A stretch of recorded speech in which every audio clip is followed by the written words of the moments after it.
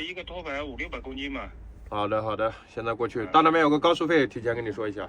现在是在苏州的张家港，本来早上起床打算直接空放到南通那边，把我的车载电瓶和车载冰箱给安排上的，没想到让我拿捏到了一个单子到南通，这样高速费就不用出了。看看我周边的司机都是睡在车上的，周围几百米有10几个司机都睡在车上，装的就是这几个皮带轮。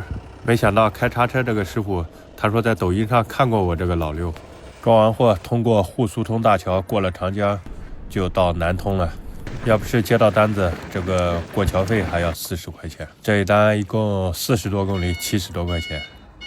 卸完货我就可以直接空放过去了。这里离我装电瓶的地方还有好几十公里呢，在东海县，空放了大概40分钟左右。先过来这个快递把我的冰箱给拿上，快递寄到这边是因为我那个行车电瓶是在这边装的，所以把快递也给寄过来了。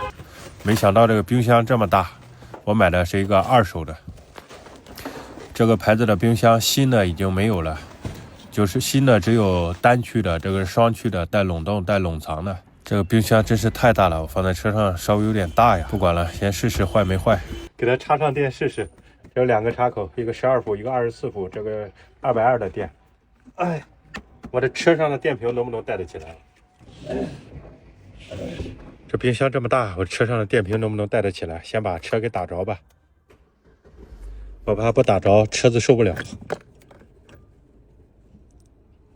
这里还有个 USB， 它能达到多少度？都是英文，我也看不懂了，怎么搞？怎么搞？这个冰箱开了有5分钟了，看一下，哇，温度还是非常低的。把水放进去，等2个小时，看看它能不能结冰。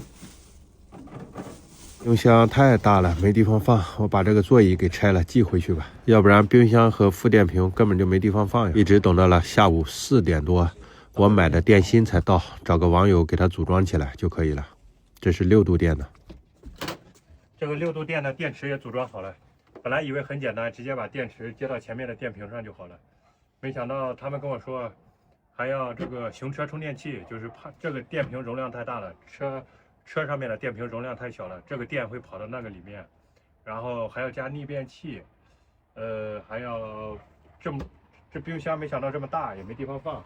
刚才我把这个座椅也给拆了，座椅拆了也没用，而且这个电线呀乱七八糟的，加上逆变器、行车充这些东西，在外地也没办法搞。